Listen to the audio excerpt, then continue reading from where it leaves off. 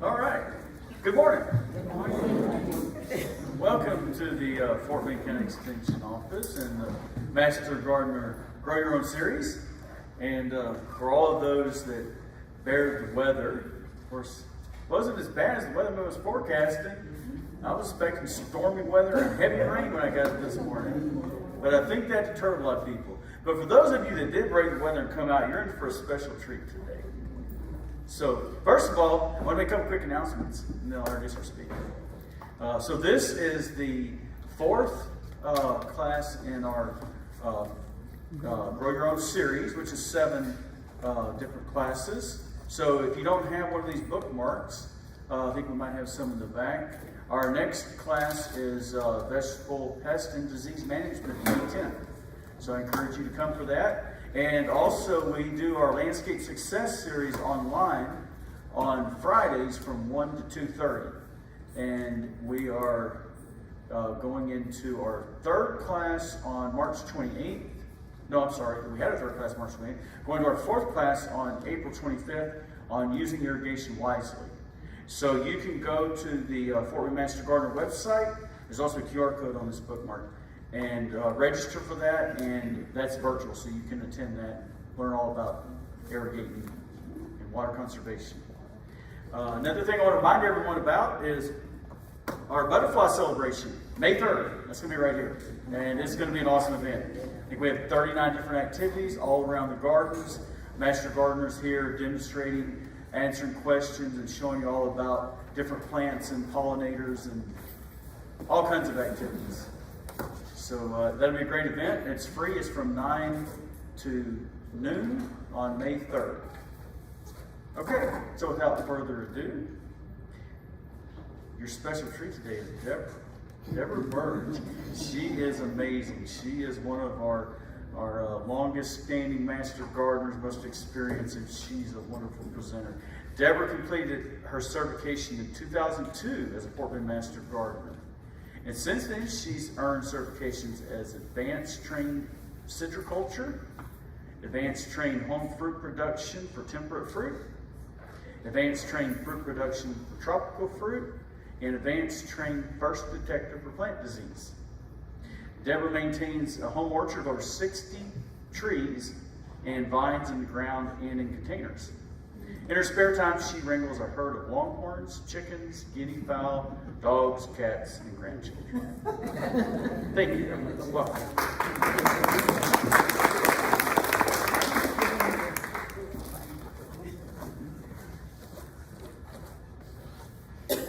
All right, Jody was just trying to say nicely that I'm like the oldest master gardener. So, everyone can hear me? Yes. All right, can we turn off some lights so we can see these? Oops. Whoa. No, I'm wrestling now. There we are. Got it. All right, you'll notice on that list of advanced trains that I don't have vegetables on there. But I will tell you that I used to grow vegetables commercially. And back in the old days, when there were only 4 farmers markets in all of Houston. One was in Seabrook, one at St. John's, one in Needville, and I forget where the other one was, but it was not close. And so I sold there for about 7 years. And so I had a very large working garden. Let's see, there we go. So today we're going to talk about warm season. We're going to go over site selection, soil, irrigation, maintenance, planting schedule, varieties, and seasonal pests. Now, we do have other programs that are going to cover some of these subjects in detail, like the pests and the irrigation. So we're just going to touch on it lightly here. All right, this is my fantasy vegetable garden. Mine does not look like that. But when you're picking a site for your vegetable garden, you need to make sure your vegetables are going to have at least 6 hours of sun. You're going to need a source for water. Carrying a water can back and forth gets pretty old in July and August. You need well-drained soil, you need fertile soil, you need to pay attention to tree and shrub roots. The roots of your trees and shrubs will go far beyond the canopy of that tree or that shrub, and they will take water and nutrients. So pay attention to where they are, because you may have to do extra water or extra feeding because of that. And you want your beds to be 4 feet wide, no more. They can be as long as you have space for. But 4 feet will allow you to do maintenance, to harvest, to weed, to take care of that bed without stepping on it. Because stepping on that soil will cause compaction, and that will cause you to have smaller plants. Just a little housekeeping, you are absolutely welcome to take photos of any of these slides. And I see a lot of you taking notes, but you can take pictures if you want to do that. Also, you're going to get a copy of this sent to you. All right, so what do I mean by in-ground gardens? Well, your backyard can look like this, or it can look a little more fall-like. It's a little more, has flowers, and it looks more like a yard. And then you could even do this, where you just have tucked in vegetables here and there. A lot of it will depend on what your HOA will allow. Containers can be anything. This is a metal container that comes in a kit and it bolts together. You can also use livestock troughs that, rust out. They do have elevated planters that will allow people that are handicapped, that have wheelchairs, to slip right under it. There are also containers of any sort, like this, notice this bourbon bottle with a tomato plant in it, or just a garbage bag. So anything that holds soil will hold a vegetable. And you can see all of these containers, various sizes. You'll notice none of them are black. And these are just old pallets. All right, what are the pros of building your vegetable garden as a container garden? Well, it's easier to exclude insects because you have a smaller area that you're trying to cover. The container can be moved to access more sun or less sun. Generally, they have better drainage, and they're very helpful if you have space limitations. Now, the cons of your container is that no need to fill it up with gravel at the bottom. That does not help drainage at all. It just makes your container heavier. Also, watch for the separation of the soil from the container. Now, most soils that you buy are full of peat, and peat has the ability to go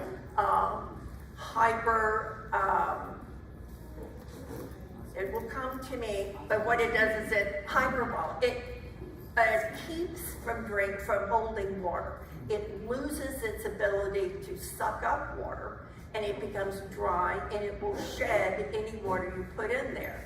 So when you're putting water in, you might see the water pops, comes over to the side, and runs right out the side. You're not watering your roots at all. It's just coming out the bottom. And containers will heat up. These are the black containers, will heat up quickly, and it will cause the roots to stop growing, and it will also separate soil from container. So again, you're not really watering your roots, you're just running water out the bottom of the pot. So be very careful of these issues. Now, we talked about soil, and soil is everything. So when you buy soil, there are really 4 basic types of soil. Now, I went to Home Depot, I think last week, And they have new names, and they have more soils with new names on them, but essentially they're the same. It's the soilless mix, it's the potting soil, garden soil, or topsoil. Those are basically your choices. Now, garden soil, they're now calling it raised bed soil and that type of thing. It's not to be confused with potting soil. But what you want for your soil is you want it to be aerated. You want enough organic matter or perlite, something of that nature, to make a pathway for the water to move through the soil. You want it to be well drained. You don't want it to hold water too long. You want it to get wet and drain. You want it to be able to retain moisture and nutrients. So the soilless mix is disease and seed-free. It's usually made of peat, vermiculite bark, core fiber, that's the shell of the coconut, sand, perlite, and sawdust. You must dampen it and fluff it before you use it, because a little brick like this will fill a 10-gallon pot. So you must wet it and you must fluff it. It dries out very quickly, but it's really lightweight. Potting soil is pasteurized soil. It again is disease and seed-free. It does have the same mixture in the soilless mix, but they usually put some composted cow manure in it. It's going to hold water a little longer because it has more organic matter in it, and it does start with some nutrients. It will often say, we'll feed your plant for 90 days or 3 months. Garden soil, this is the one you want to use for your raised bed. It has less drainage and aeration because it has a thicker quality to it. It does always contain some weed seeds and disease seeds. That's just the nature of the soil because most of those fly in the wind. It's too heavy for a container plant, and you should only use it in raised beds. Okay. Last is our topsoil. Topsoil usually consists of a sedge, peat, and then local soil kind of mixed together. Very poor drainage and aeration. It does contain disease and weed seeds. You should only use that if you're going to build a berm or a mound to plant your garden in. All right, drip irrigation. Drip irrigation is efficient. It puts water at the root zone. As we know, wet foliage will attract diseases.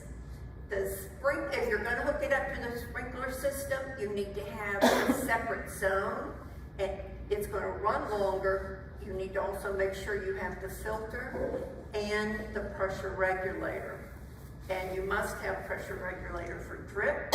The emitters are spaced inside the drip tape, and you want to observe the drip before covering it with mulch. Make sure it's working before you cover it with mulch. Now, this is where your faucet hooks up. This is your backflow preventer. You should always have a backflow preventer. You then have the splitter. It's much better to have a splitter so you can use the other side for a water hose or something than always having to disconnect this and then reconnecting it. So do use a splitter on that.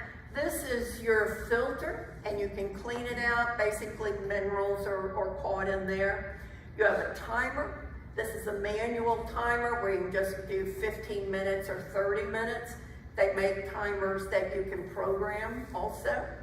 This is your pressure regulator. Now, if you have a well system, you probably don't need a pressure regulator, but if you're on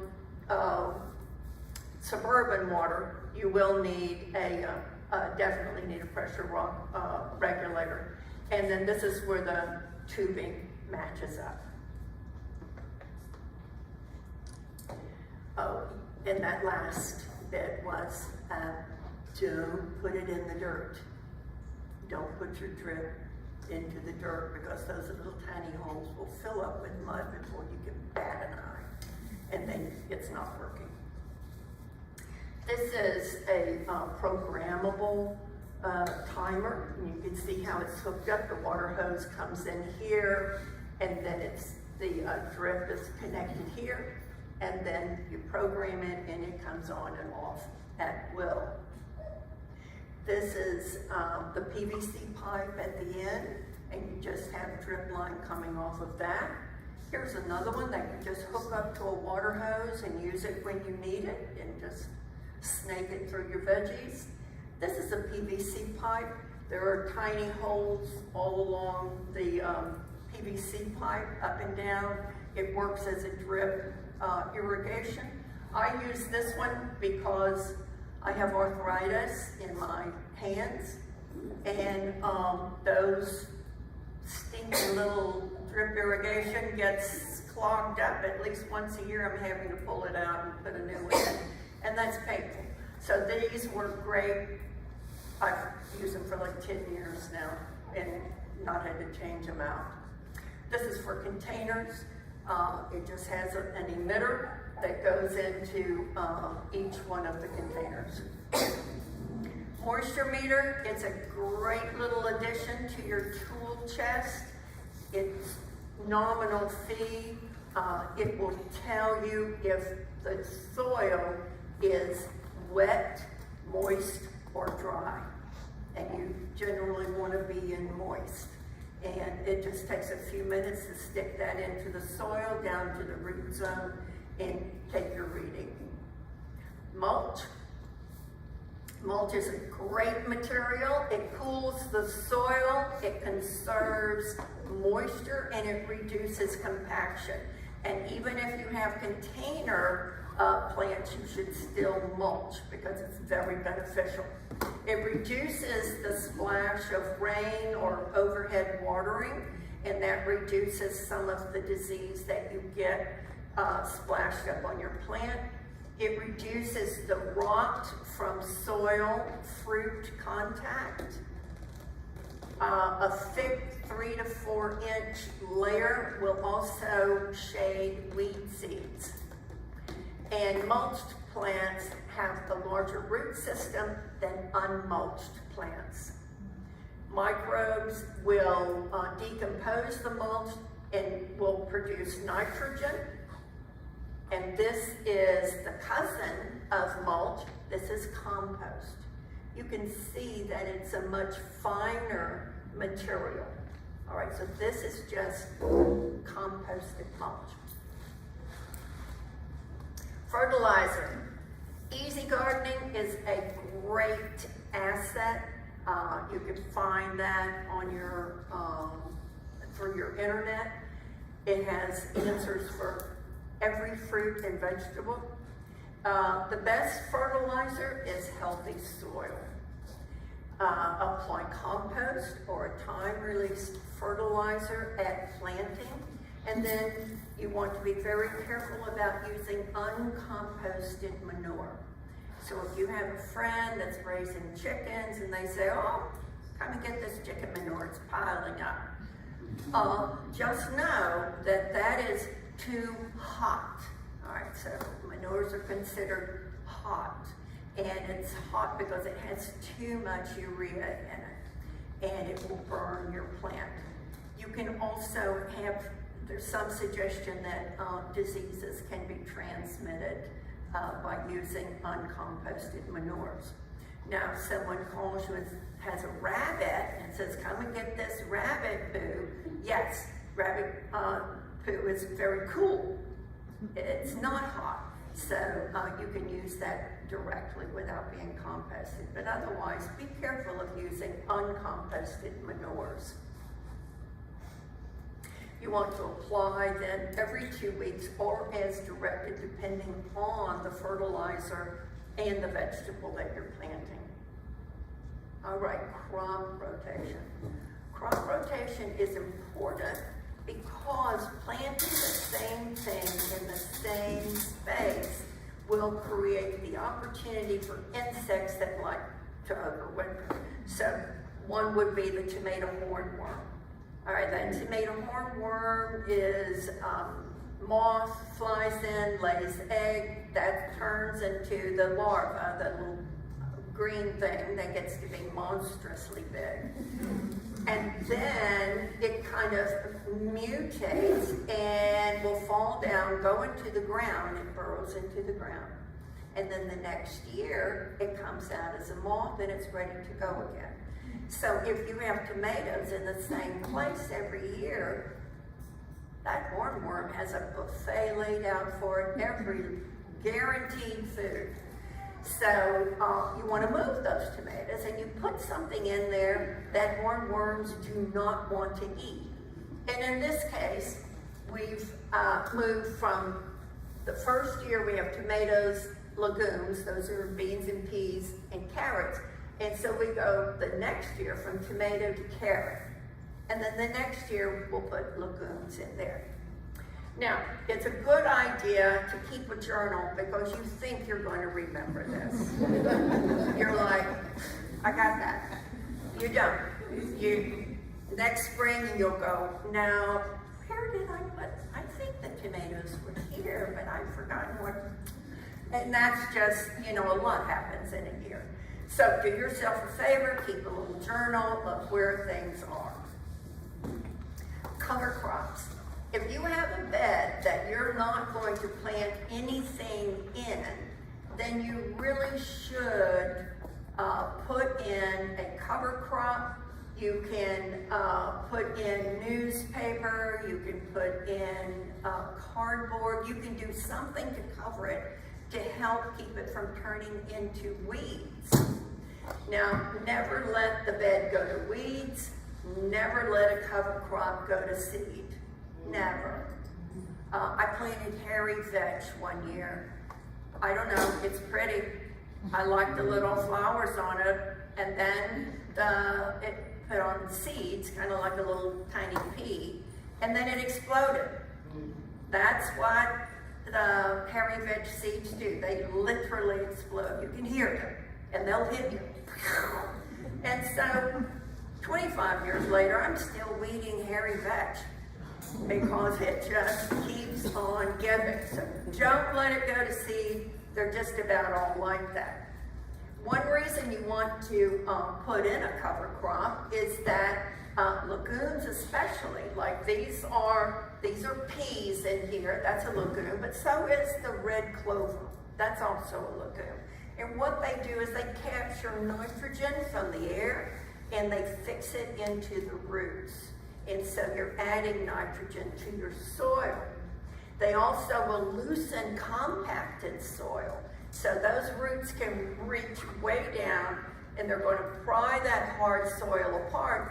When you're ready to go, you just weed eat that flat, and cover it with a thick bed of mulch. And those roots begin to break down, they add organic matter, and they feed the microbes that are in the soil. So all very good reasons. Also, cover crops help to maintain and attract beneficial organisms.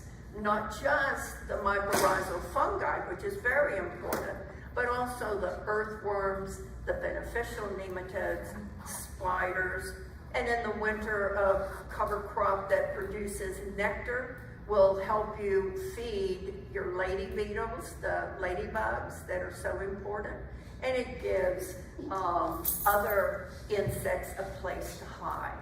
So it's really a very good idea. Finally, we're going to talk about vegetables. All right, there are 4 seasons of gardening in Texas. Yes. Yes. All right, these are ideal temps for seed germination. This is soil temperature. Soil temperature. So we can see that when the soil is 45 degrees, you can stick that water meter that also has a thermometer. When you stick it in the soil, it's going to tell you, oh, the soil's 45. Well, you can go out and plant beets, carrots, lettuce, parsley, radishes, spinach, When it gets a little warmer, you can do some turnips, cabbage, Swiss chard. You can see all of these are your spring crops. There we go. All right, so your winter crops, they need short days, long nights in cool soil. They will mature or bolt as things warm. Spring crops need longer days, shorter nights, and warmer soil. So you can see how we're starting to get warmer. Now we have our tomatoes and our corn, Swiss chard, all of that's going in. Summer crops prefer long days, warm nights, and soil. And then fall crops just need therapy because here we are back around again and we're planting beets, carrots, and lettuces when the soil temperature is in the 90s. That's crazy, but that's how our 4 seasons work. So, what to plant? These are 2 very good websites that you can use. This one you just put in your region and it will have a list of seeds and plants that have done well here by name and also on our AgriLife extension. This is what our Fort Bend County planting guide looks like. So we have green is the ideal planting date and red is marginal. So it makes it pretty clear for you. And in April we have cantaloupe, cucumber, eggplants, muskmelon, peas. They're all listed here, so you can just go down the line, go and get the seeds, you're ready to go. This is another one. This is Urban Harvest that puts out a very good guide. They updated their guide in 2019, so it's a little more up to date. And this is another excellent resource. This is that Easy Gardening series. This is how you can do it. All right, warm season vegetables. This is when it's time to grow all of these. All right, we're going to talk first about heirloom and hybrid. We all get kind of hung up on heirloom. I only do heirloom tomatoes, and wah, wah, wah, wah, wah. All right, so heirloom, they are open pollinated. They are not hybridized for commercial production. They need to be 50 years old and pass through generations. Generally, they have unique flavors, shapes, qualities. They're not necessarily non-GMO, while they are open pollinated, which means they will be pollinated by a southern pea and a southern pea. They're going to be pollinated. No, peas don't pollinate, but they will pollinate one with the other. Not all non-GMO plants are heirlooms either. So just because it's a non-GMO does not make it an heirloom, and just because hybrid. Cross or mating between 2 different varieties or 2 parents. Okay, and so nearly all vegetables are hybrids. The only exceptions are beans, peas, lettuce, and tomatoes, because they do not cross-pollinate easily. Okay, but if you have, let's say you have a cantaloupe and you have a Hall's Best and a Super Sweet, you can cross-pollinate. In fact, they're open-pollinated, so if you were to save the seeds from one of them, you would have a hybrid seed, because it wouldn't be its parent, it would be a mix of those 2 growing next to each other. So that's really what a hybrid is. And in order to advertise or sell a vegetable variety as a hybrid, hybrids are F1s, the parent has to be known in the pollination control. So essentially, the 2 parents have to be grown in a very controlled manner, like in a greenhouse or something like that. Hybrid seeds will cost more, but they do not normally come true to seed, all right?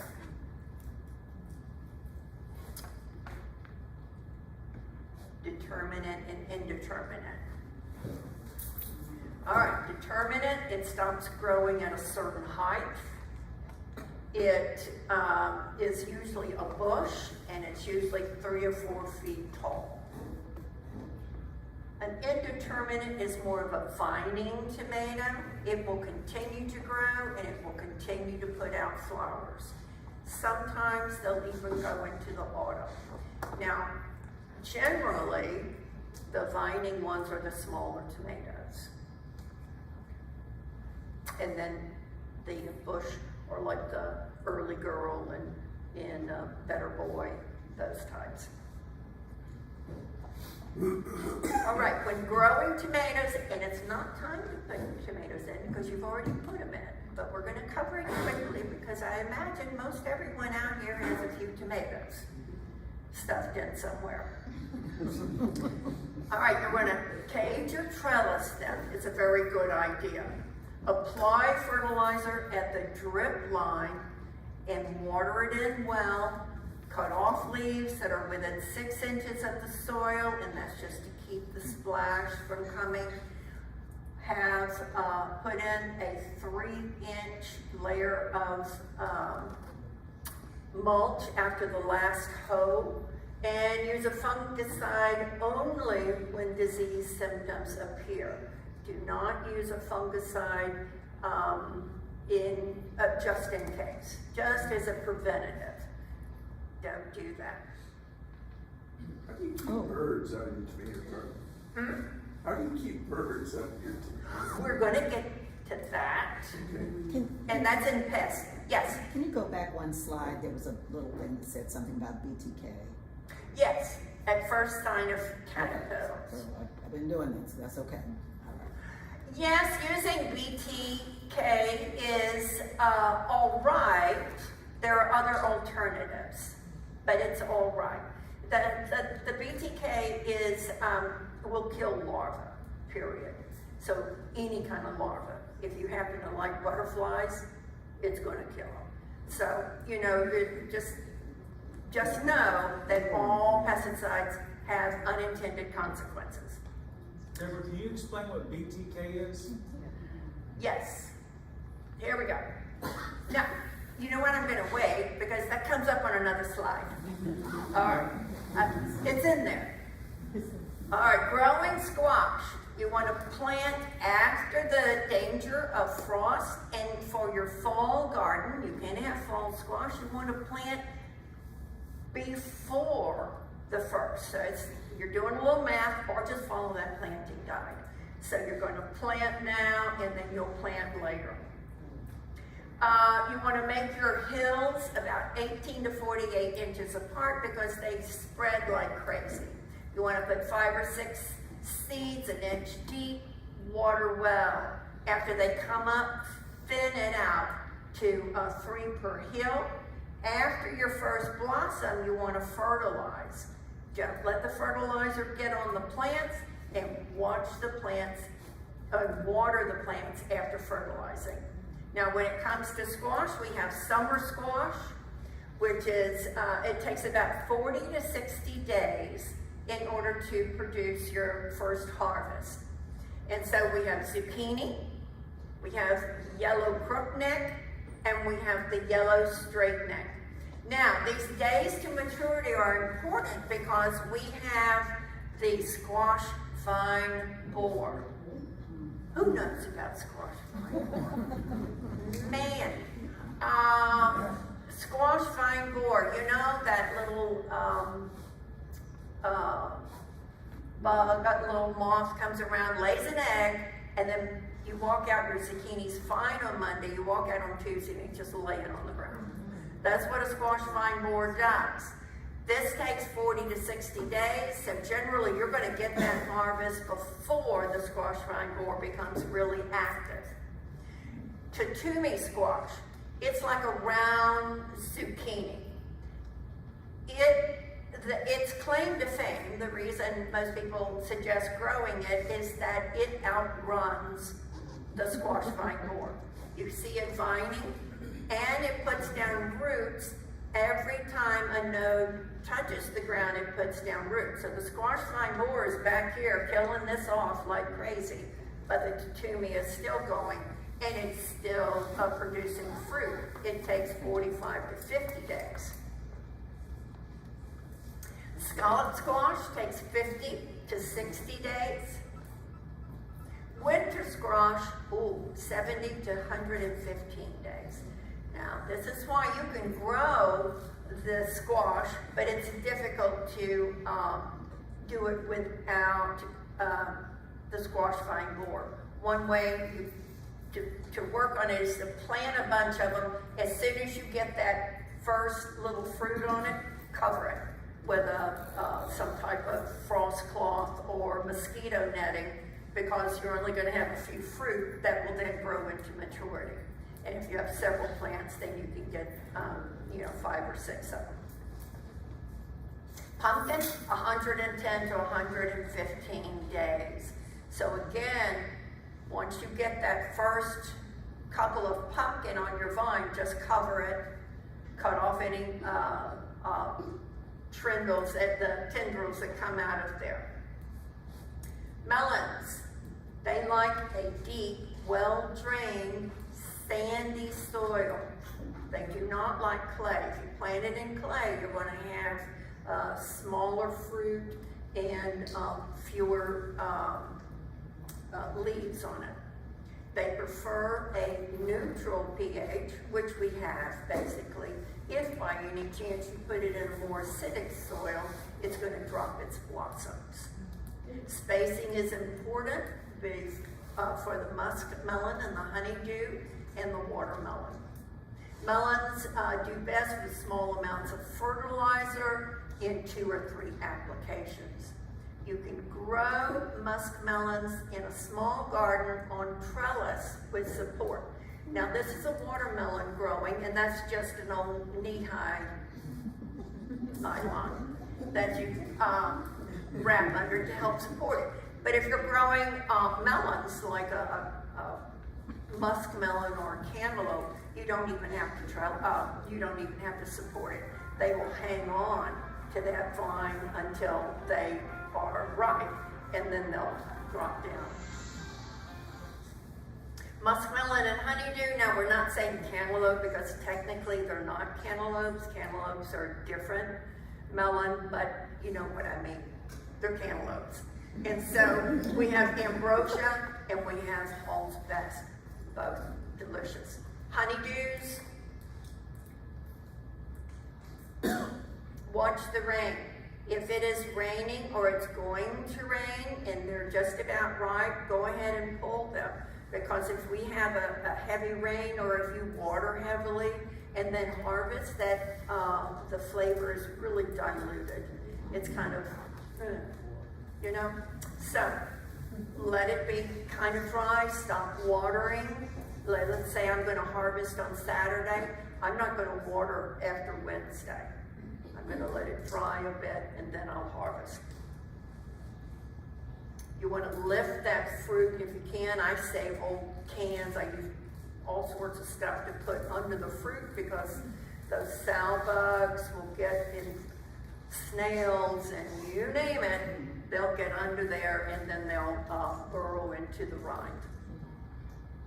Watermelon, bee pollination is critical. Someone sat and counted and said they need at least 15 visits. Who knew?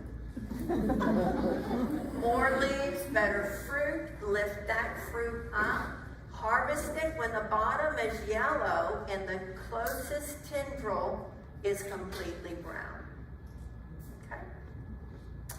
And these are the types that do well here in the days to maturity.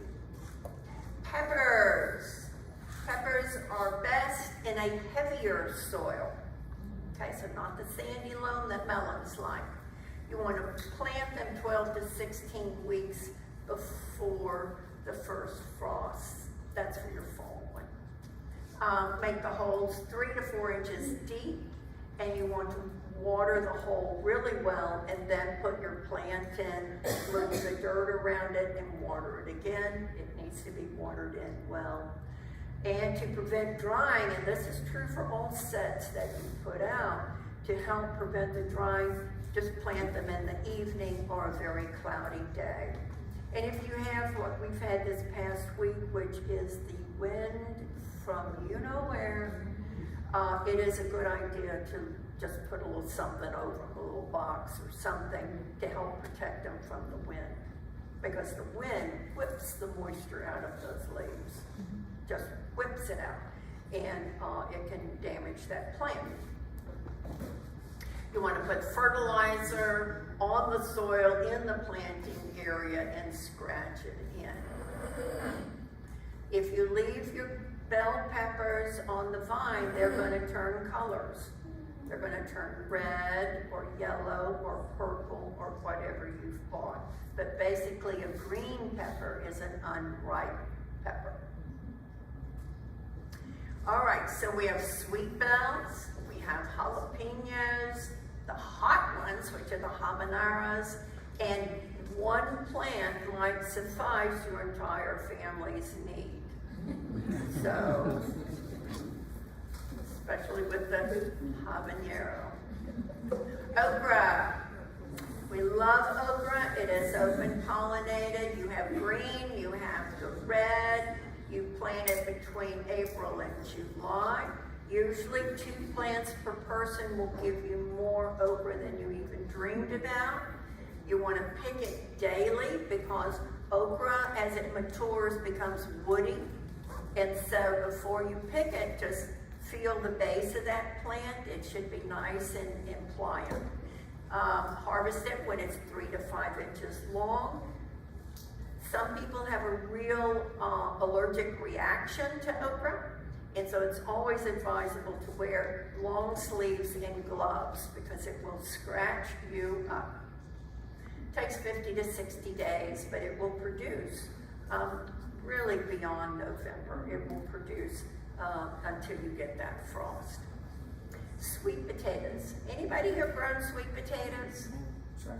Boy, they're good. All right, sweet potatoes. You can buy your slips or you can grow your own. Beauregard is a very good sweet potato. You're going to find it at the grocery stores. You'll also find Centennial there. Jewel is nematode resistant. If you have sandy soil, you probably have root knot nematodes. If you have clay soil, you don't have root knot nematodes. Vardaman is a bush, and it has beautiful purple leaves, and then as the fruit begins to ripen, it turns sort of a green color.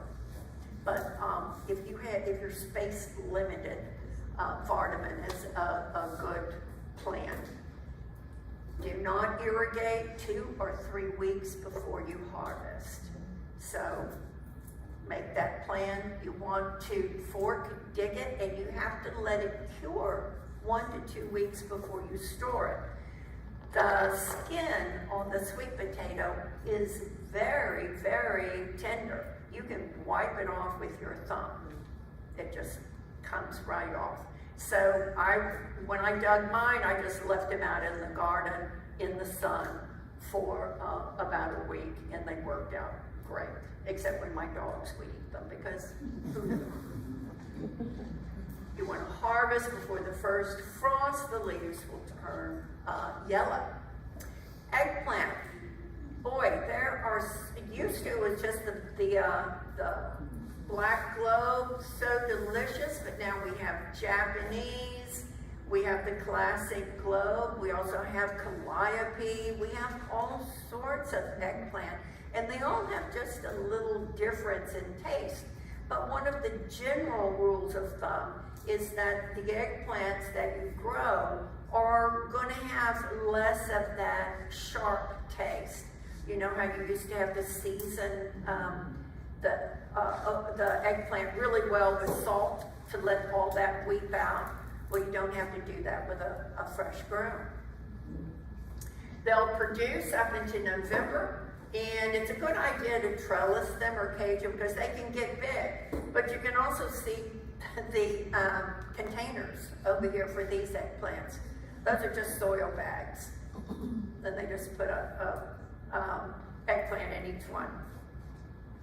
Cucumbers. We have the burglars, the Chinese, we have the slicers, and we have the pickling. Now again, there are so many more. There's a lemon that's a round yellow ball. It's delicious. There's a Armenian that is long and curls around like a snake. There are just a lot of different types of cucumbers. The harvest lasts for about 6 weeks, so you want to plant several plants every 6 weeks, put in a plant. Because once that vine begins to turn brown, just rip it out. Don't waste your time on it. You might get another cucumber, but it's really not worth it. Cage or trellis them, long sleeves and pruning shears. Southern peas. Southern peas are wonderful. You should grow them on a trellis because they do take up a lot of space.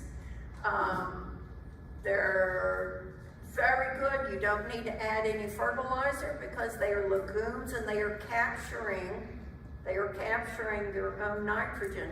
If you do put fertilizer down, you're going to create more vine, not necessarily more pea. You want to harvest them as green snaps or just wait until it's time to shell. If you have a new plot or if you have a plot that is tired, maybe it's been flooded, maybe you let it go to weed for a couple of years, you might want to purchase some rhizonium bacteria to sprinkle on there. You're inoculating it because that bacteria and the legume will tie up the nitrogen. Okay, so you need the both of them. They have a symbiotic relationship.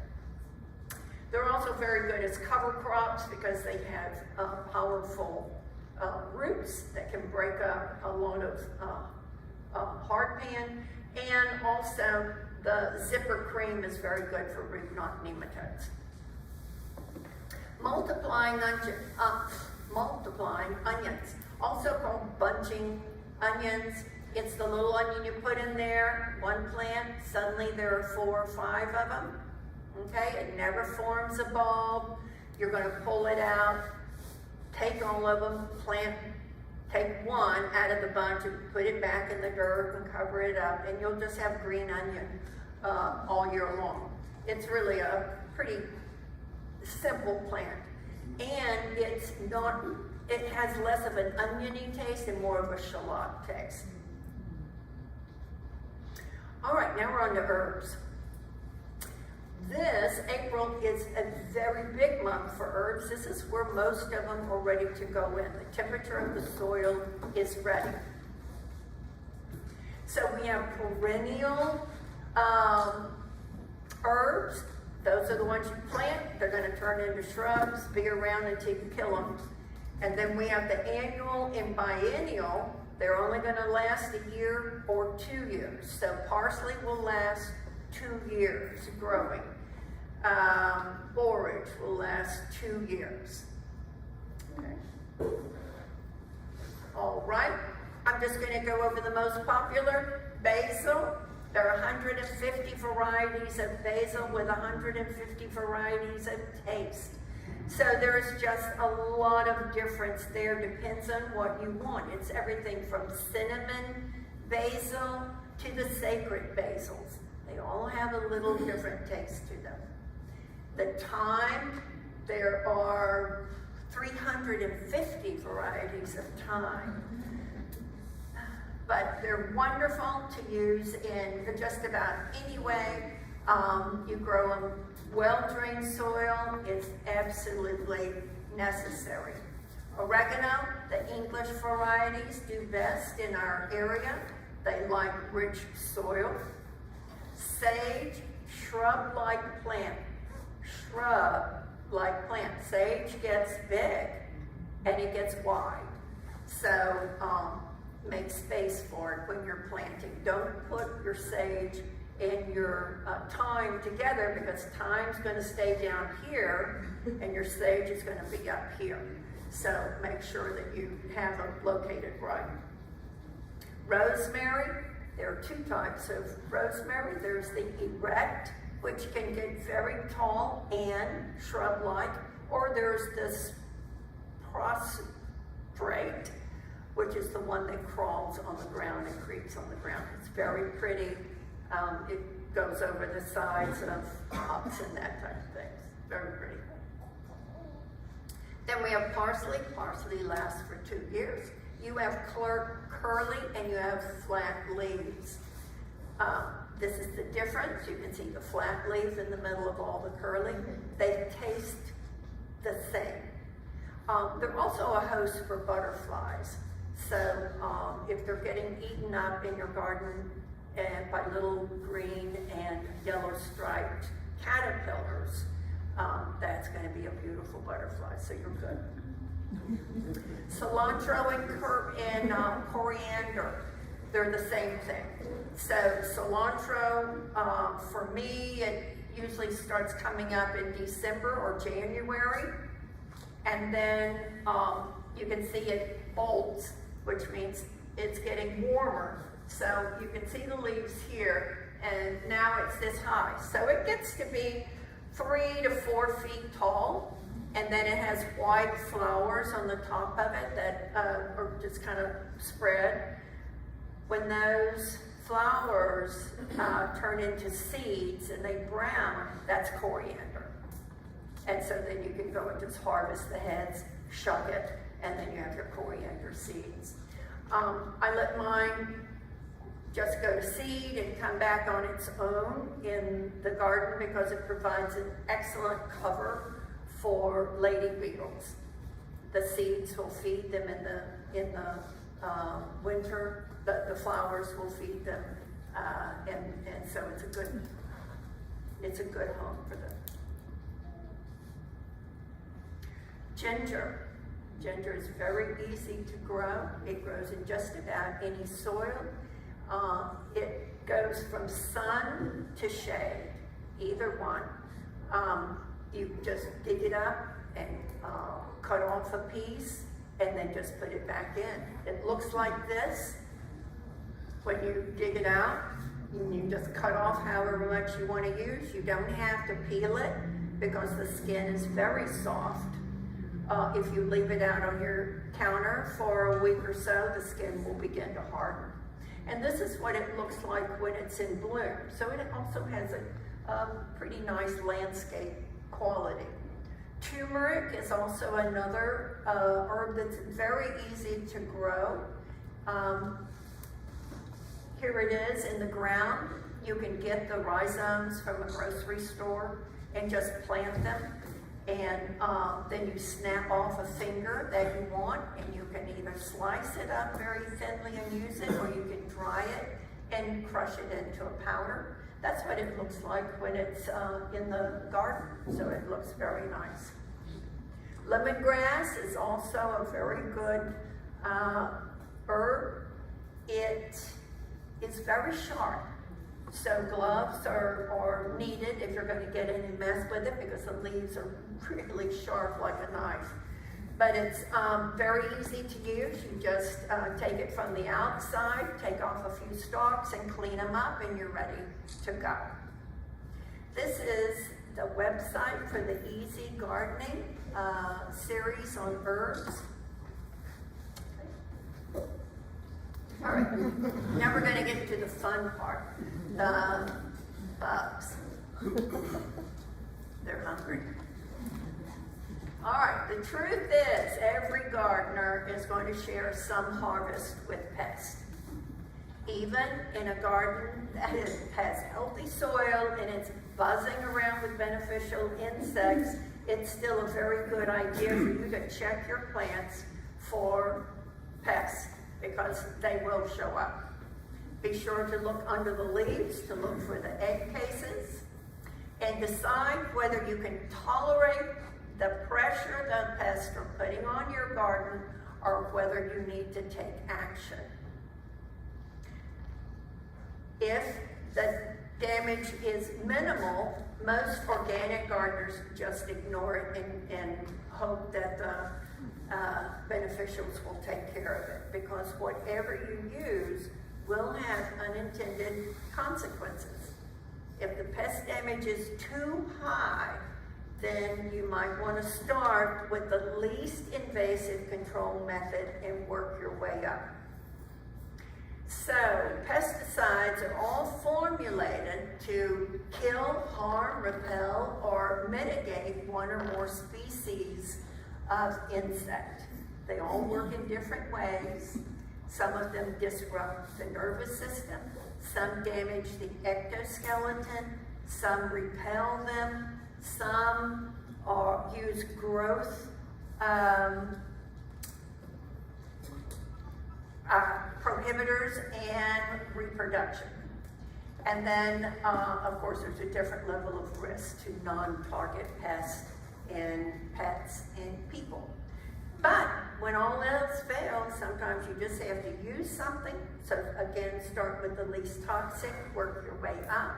The Xerces Society for Invertebrate Conservation has a list. And so your non-toxic list is Bacillus thuringiensis, garlic, kale and clay, corn glue. All right, Bacillus, or BT. BT is bacterium that is naturally found in the soil. It can be used to kill larvae on contact.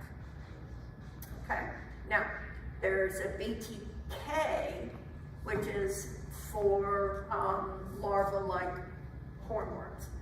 And then there's a BTI, which is used for mosquito control. It kills the larva of the mosquito. So two different ones, two different uses. But it kills by attacking their body, by ripping it up. Any questions on BT? All right. So moderately toxic is the boric acid, neem oil, guaiana, adjuvants, horticulture vinegar, copper, lime, sulfur, and sulfur. The adjuvants are things that are added to. So let's say BT or garlic. Garlic is non-toxic, but if they put an adjuvant in it like a soap or something to make it work better, that might then make the non-toxic more toxic. And then highly toxic, diatomaceous earth. Boy, that one, you're just thinking, gosh, everybody uses that, but it's highly toxic. It's a mica that has been powdered, and it, again, rips open the skeletons, the ectoskeleton. Insecticidal soap and oil. Now the most popular brand is Safer because it's safe, but you can see it's highly toxic. Perethins, they come from flowers, rhododendron, sabidilla, spinosad, copper sulfite. All of those are naturally occurring, but can be very detrimental. All right, aphids. Aphids come in a host of colors and sizes. Everything from white to pink to green. This is a woolly aphid, so they look even more different.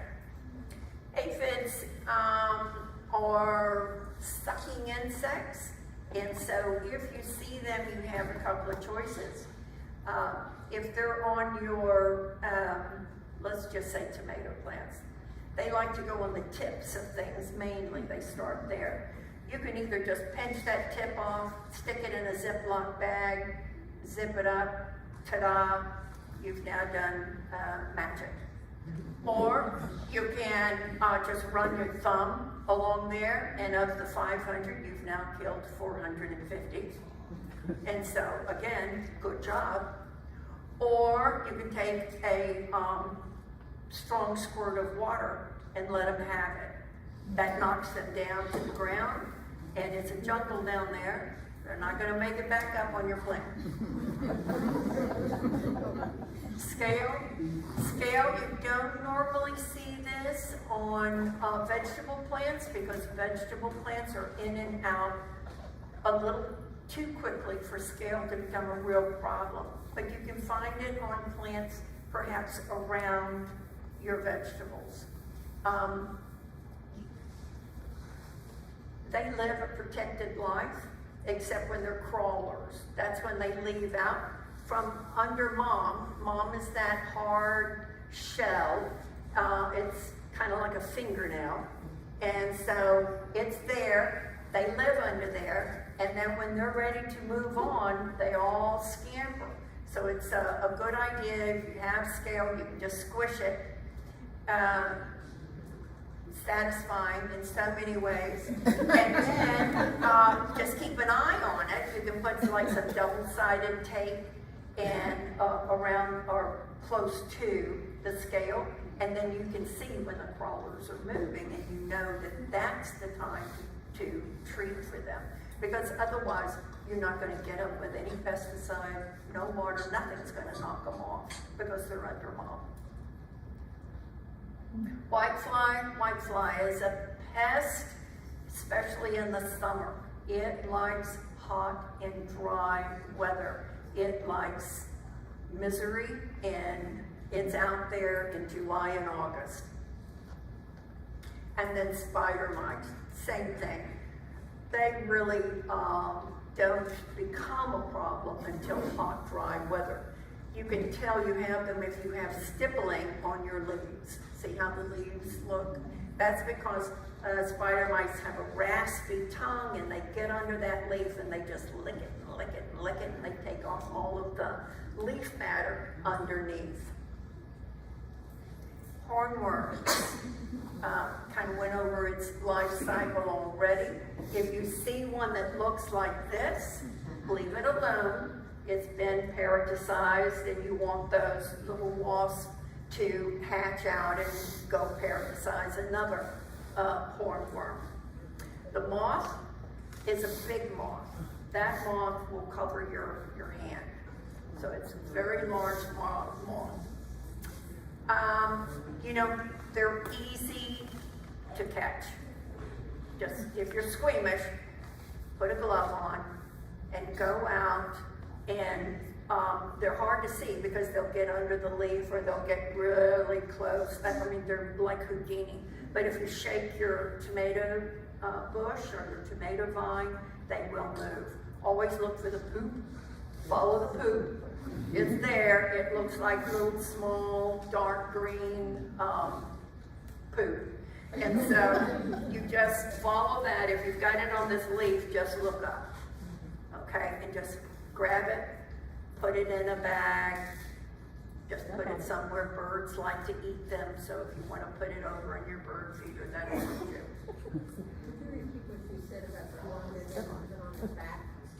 Yes, those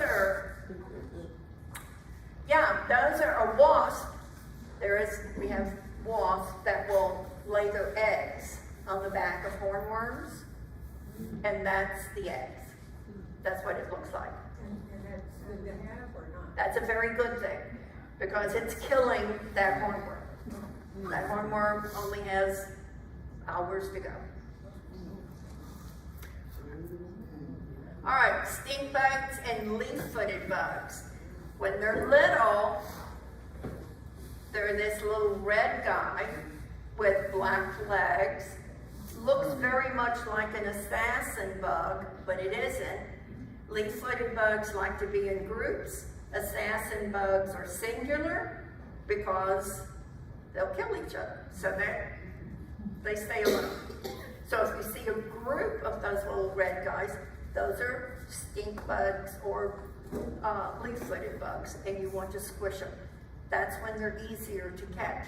The big one over there, be careful handling it with your hands. They will stick you. They have spines on their on their thorax, and they do emit a nasty smell.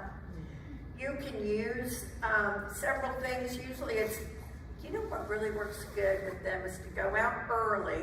You have to go out early, take a little handheld vacuum cleaner, and get after them. And that will, because they don't fly well in the mornings. They have to warm up. So you can suck them into your vacuum cleaner. Be sure to empty that filter or the bag. You can also plant a trap crop.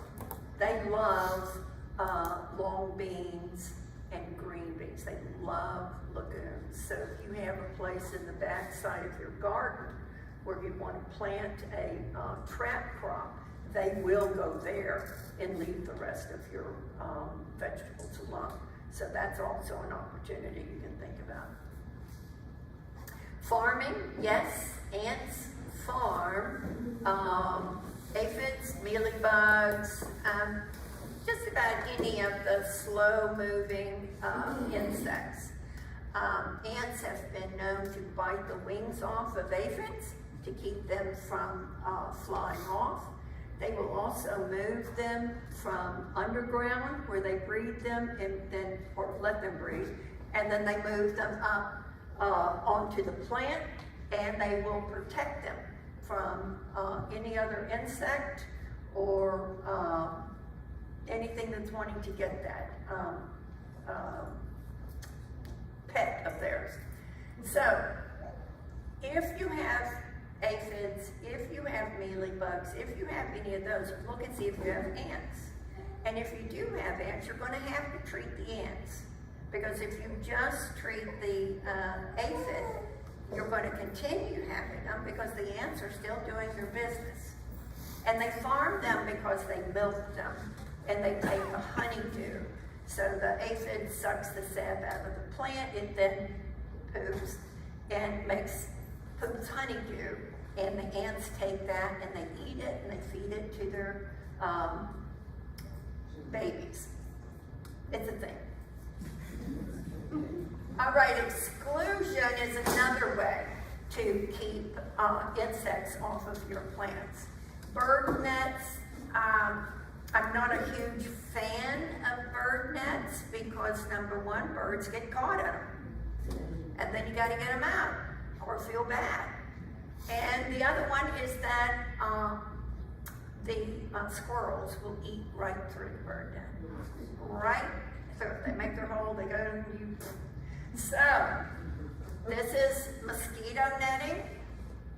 And this in the back here, this is frost cloth. So this guy built a frame of PVC pipes, put frost cloth around them, and those are his tomato plants in there. These are my tomato plants. I just have them in tomato cages, and I have a mosquito net put over them. I put the mosquito net over it as soon as I plant them. And then I can have tomatoes all year and not even worry about any pest at all. And it really takes a lot off your mind. Birds don't get in. Squirrels do not, for some reason, like the texture. The only thing I've had get inside my netting has been a snake. And that was just weird. But it works great. You can get these on Amazon. They're quite available now. They're just, some people are even, remember when we were all doing those butterfly cages and raising butterflies? Now people are using those to put over their plants. I've got a question. On the non-toxic way of treating insects, I have used grits before to kill ants. Is that an acceptable way? Because they eat it and then they blow up because they can't digest it. Yes, and so, are you just wanting to kill ants or are you wanting to get rid of them? Both. All right, the grits will kill the ant, but it will not get rid of them because it does nothing to get rid of the queen. and she's the baby maker. So you might kill 100, but by next week, those rings have been filled.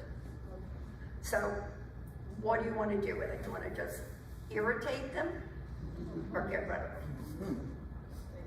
All right, so what to do? First sign is a strong blast of water. That's the first thing, that's the number one step, strong blast of water. A step up from that is to add dish soap to your water. Now, dish soap is a surfactant. It's going to, number one, it'll get on any soft skeleton, any larva, and it will dry their skin and make it difficult for them and kill them. The next step up is insecticidal soap, but you do want to go back after spraying, about 30 minutes after, and rinse it off because it will also kill your beneficial insects. So consider it as a contact spray. You're going to spray it on them. You're not just spraying the leaf, waiting for them to come to the leaf. You want to spray it on the pest. And then repeat as needed. Neem oil and spinosad are good products to use, but again, they can be toxic. All right. By building a healthy soil, welcoming beneficial insects, establishing a pest tolerance level, and selectively managing pests that can't be tolerated, gardeners create a productive and beautiful ecosystem that is safe for all creatures. If you have any questions about plants or insects or diseases or whatever, this is the email address that you can use. Attach your photos, and this helpline will get back to you in very short order. Okay? All right, insects. Tomato plants are not pollinated by insects, they're just pollinated by wind, just giving them a shake, just like corn. You shake your corn, it's going to be pollinated. So, yes and no. Any other questions? No? Well, thank you. Oh, one more. Regarding the presentation, are we going to get the presentation somehow? Uh-huh. Yeah. You'll get it. You'll get an email that will have it attached. Thank you all for coming. I hope you enjoyed that. Take a picture of the QR code, please.